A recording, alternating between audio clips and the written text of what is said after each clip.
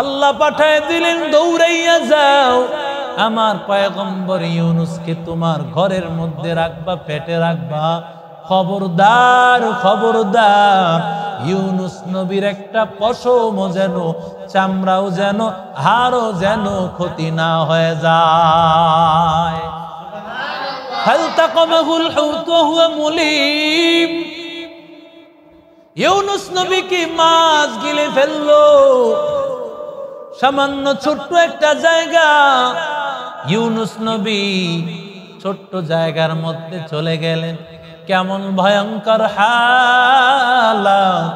ইউনুস নবী তাকায় দেখতেছেন কত অন্ধকার, এমন ভয়ঙ্কর অন্ধকার। এক তো হলো পানির অন্ধকার, রাতের অন্ধকার, মাছের অন্ধকার, মাছের অন্ধকার, পানির অন্ধকার, রাতের অন্ধকার।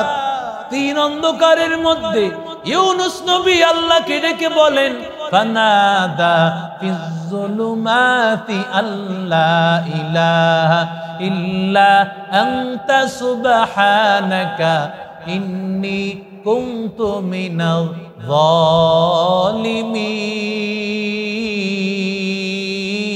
যালিমিন। ইউনুস নবী বলে, ও মালিক, আয় আল্লাহ, নফসের উপর জুলুম করে ফেলেছি, আয় আল্লাহ তুমি মাফ করে দাও, আয় আল্লাহ তুমি আমাদেরকে মাফ করে দাও। কোরআনের শিখানো এই দোয়া আল্লাহ তাআলার বান্দা ইউনুস নবী পেটের মধ্যেই দোয়া করতে শুরু করলেন। শুধু তাই না, পয়গম্বর ইউনুস আলাইহিস সালাতু ওয়াস সালাম মাছের পেটের মধ্যে দাঁড়াইয়া দাঁড়াইয়া নামাজও পড়তেছেন, সেজদা করতেছেন। কারণ নামাজ নবীদের সবচেয়ে আনন্দের জিনিস ভাই। আল আম্বিয়া আহয়াউন ফি কুবুরিহিম ওয়া হুম ইউসাল্লুন ওয়া হুম ইউরযাকুন। পয়গম্বর বলেন, নবীরা কবরে জিন্দা, কবরে রিজিক দেওয়া হয়, নবীরা কবরে দাঁড়াইয়া দাঁড়ায় নামাজ আদায় করে।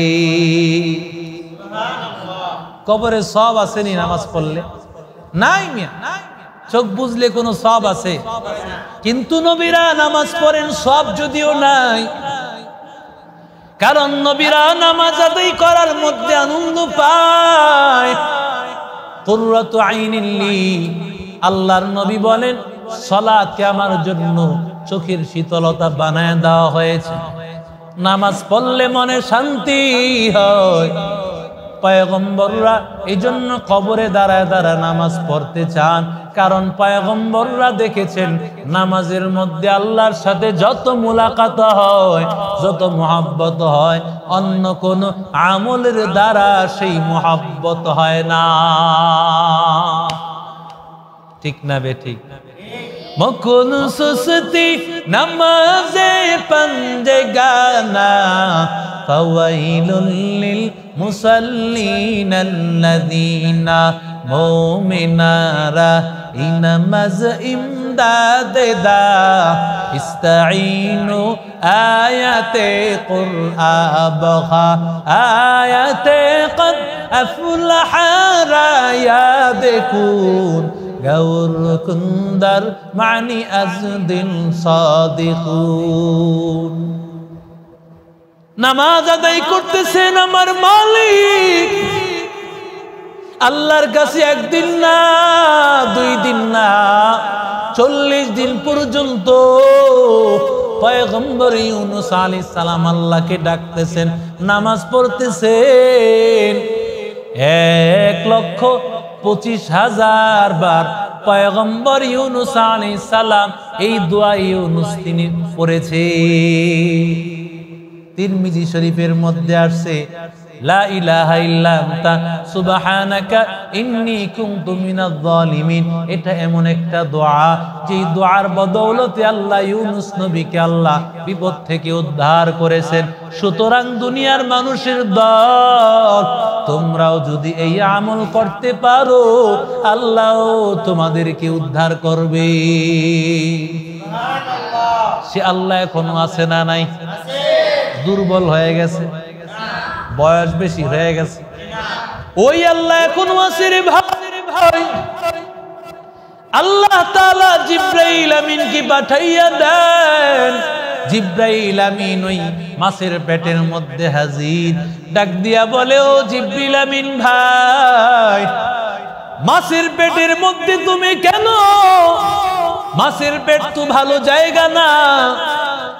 যেমন ইউসুফ নবীকে যখন জেলখানায় পাঠানো হয়েছে জিবরাইল আলাইহিস সালাম সেখানে, ইউসুফ নবী বলেন, ও পয়গম্বর, এই জায়গা তো ভালো মানুষের জায়গা না, চোর ডাকাত খারাপ মানুষের জায়গা, আপনি কেন আসলেন? ও জিবরিল। জিবরিল আলাইহিস সালাম বলেন, ও ইউসুফ নবী, যেই জায়গার মধ্যে নবীরা আসে ওই জায়গাটা অপবিত্র থাকে না, ওই জায়গা হয়ে যায় বরকতময়। যেমন এইটা বাড়ি নবীগঞ্জ মহিউস সুন্নাহ মাদ্রাসা, এখানে তোমাদের পদার্পণ ওয়ারাসাতুল আম্বিয়া তালিবুল ইলমদের পায়ের পদার্পণের কারণে এই জায়গাটা এখন নবীর ঘর। এই জায়গার দাম দুনিয়ার অন্য জায়গার মতো কিন্তু না। কথা কন না কেন? এই জায়গার দাম অনেক বেশি রে ভাই। ইউনুস নবী বলতেছেন, ও জিবরিল আমিন ভাই, এখানে আপনি কেন? এখানে তো আপনি আসার কথা না। ইউনুস নবীকে এবার জিবরাইল আমিন ডাক দিয়া বলেন, ও ইউনুস নবী, যেখানে নবীরা আসেন, পয়গম্বররা আসেন, ওই জায়গায় ফেরেশতারা আসতে কোনো বাধা নাই। ইউনুস নবী ডাক দিয়া বলেন, ও জিবরিল আমিন ভাই, আমাকে বলো, এই সমুদ্রের নিচে মাছ একবার ডানে যায় বামে যায় বিভিন্ন জায়গায় যায়, আমি আশ্চর্য ঘটনা দেখতে পাই। বিভিন্ন সমুদ্রের পাথরগুলো, বিভিন্ন কীট পতঙ্গগুলো আমি দেখতে পেয়েছি গুনগুন গুনগুন করে কি যেন বলতেছে। ও জিবরাইল আমিন ভাই, শুধু তাই না, আমার মাছটাও যেন গুনগুন গুন করে মুখ দিয়ে কি যেন বলতেছে। জিবরাইল আমিন ডাক দিয়া বলে, ও পয়গম্বর, আপনি জিকির করতেছেন, শুধু আপনি একা না, বরং এই মাছটাও জিকির করে। সমুদ্রের যত প্রাণী, যত মাখলুক, যত কীট পতঙ্গ, যত পাথর, সব কিছু আমার আল্লাহর নামের জিকির করতেছে। জিকির হক মদ গিজাই রূহেরা, মারহামা মদ ই দিলে মজরুহেরা, দিল জু খালি याद हक से ए जवा, खाना शैता है वो दिल बेगुमा। এরে নবীর আশিক উম্মতের দল, আল্লাহ তাআলা বলেন, ফালাউলা আন্নাহু কানা মিনাল মুসাব্বিহিন লালাবিসা ফি বাতনিহি ইলা ইয়াউমি ইউবআসুন।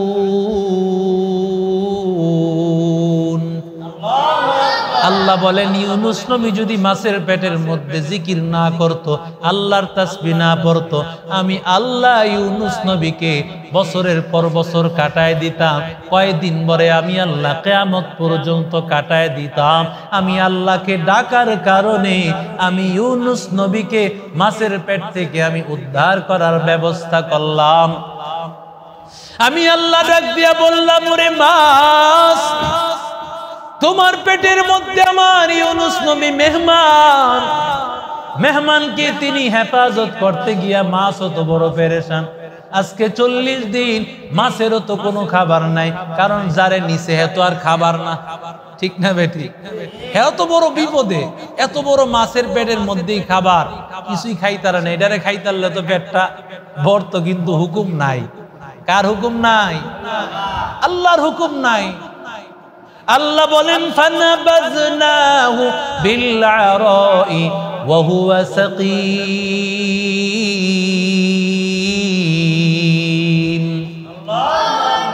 আমি আল্লাহ ডাক দিয়া বললাম, ওরে মাছ, আমার ইউনুসকে তুমি এক পারের মধ্যে, যেদিক দিয়ে আসছে বিপরীত দিকে এক পারের মধ্যে রাখিয়া দাও। মাছ দৌড়াইয়া ইউনুস নবীকে সমুদ্রের পারের মধ্যে বমি করে যখন ইউনুস নবীকে ফালাইয়া দিল, আল্লাহ বলেন ওয়া হুয়া সাকিম, ইউনুস নবী অসুস্থ। 40 দিন পর্যন্ত মাছের পেটে, সুস্থ না অসুস্থ? সাদা হয়ে গেছে, পুরা শরীর নরম হয়ে গেছে, মাছি বসতেছে। ইউনুস নবী কিভাবে বাঁচবেন রে ভাই? উপরের দিকে খালি প্রচন্ড রোদ, খাবারের ব্যবস্থা নাই, পানির ব্যবস্থা নাই। আল্লাহ বলেন ওয়া আমবাতনা আলাইহি শাজারাতাম মিন ইয়াকুতিন।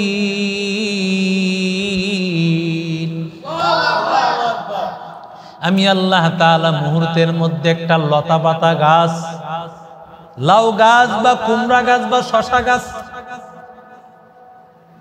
আল্লাহর পয়গম্বর ইউনুস নবী তাকাইয়া দেখতেছেন, তার সামনে একটা লতা পাতা গাছ লাউ গাছের মতো বা কুমড়া গাছ বা শশা গাছের মতো হয়ে গেল, অটোমেটিক একটা ঝাঁকাও হয়ে গেল।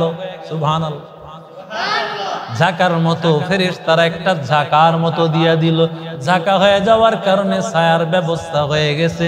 আল্লাহ ডাক দিয়া বলে, ইউনুস, হাত দিয়া একটু সামনে হাতটা বাড়াইলেই তো তুমি লাউ পেয়ে যাইবা। লাউ নিয়া পয়গম্বর ইউনুস মুখে দিলেন। এত স্বাদের খাবার তিনি কোনোদিন খান না। এত মজার খাবার, কারণ খাবার তো জান্নাতে, ঠিক না বে ঠিক? এই জন্য রহমাতুল লিল আলামিন গরুর গোশত দিয়ে বা গোশত দিয়ে যখন লাউ রান্না করত, নবীজি তালাশ করে করে লাউ খাইতেন। সুবহানাল্লাহ বলে। এই জন্য লাউ খাওয়া এটা নবীর একটা সুন্নত। নবীজি লাউ খেতেন। লাউ দিলে কয় লাবড়া দিছে মাদ্রাসা। কি দিছে? কয় মাদ্রাসা লাবড়া দিল। হ্যাঁ, অথচ এই লাউ খাবারটা তুমি পাশাপাশি অন্য খাবারও খাও। ডিম আছে, তুমি বোর্ডিং একটা ডিম দিয়া দাও বা বাহির থেকে ডিম আনো, ভালো খাবারও খাও। কখনো কখনো মাদ্রাসার এই খারাপ খাবারগুলো, এই খারাপ খাবার তো আসলে এখন আর নাই, যেই খাবার আগে এক সময় ছিল। এই নারায়ণগঞ্জ দেওবন্দ মাদ্রাসায় খাবার রান্না করার জন্য ডেক বসাইছে, চুলার মধ্যে আগুন জ্বলতেছে, ডেকের মধ্যে পানি, কিন্তু চালের ব্যবস্থা এখনো নাই। সেই মাদ্রাসা, হাটাজারি মাদ্রাসা, যখন ভাত খাইতো, ভাতের মধ্যে বড় বড় কেরি পাওয়া যেত। সাদা সাদা কি পাওয়া যেত?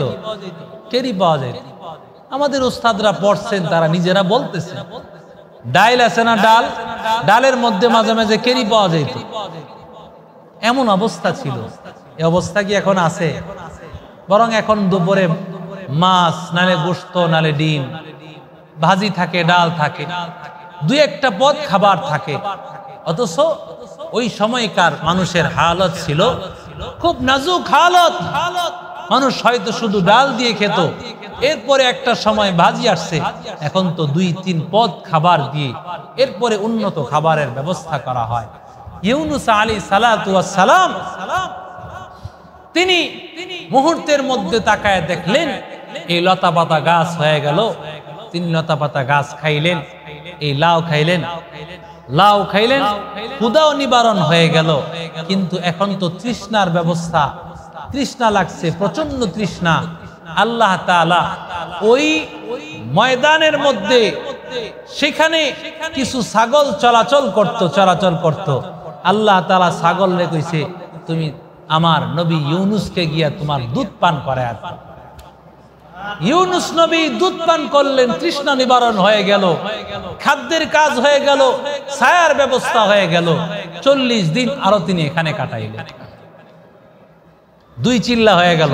কয় চিল্লা? চিল্লা আছে না নাই? 2 চিল্লা হয়ে গেছে। এমন সময় আল্লাহ তাআলা ডাক দিয়ে বলেন, ও পয়গম্বর, আমি আল্লাহ তাআলা আপনার দোয়া আমি আল্লাহ কবুল করেছি। ফাস্তাজাবনা লাহু ওয়া নাজ্জাইনাহু মিনাল গাম্মি ওয়া কাযালিকা নুনজিল মুমিনিন।